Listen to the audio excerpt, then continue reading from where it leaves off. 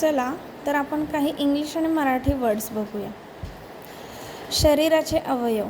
काहींना English words माहीत आहेत पण मराठी नाही, आणि काहींना मराठी माहीत आहेत तर इंग्लिश नाही. बघा इथं काय आहे शरीराचा अवयव? हात. हातला इंग्लिशमध्ये आपण काय म्हणतो? Hand, HAND, hand.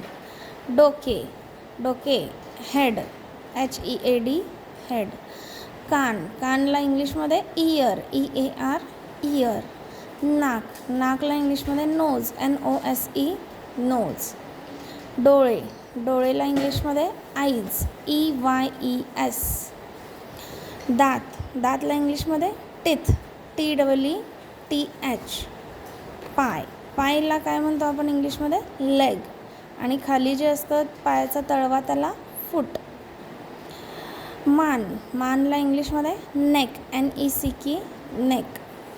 ओठ, ओठला इंग्लिशमध्ये काय म्हणतो? लिप्स. अंगठा, अंगठाला काय म्हणतो आपण? Thumb, THUMB, thumb.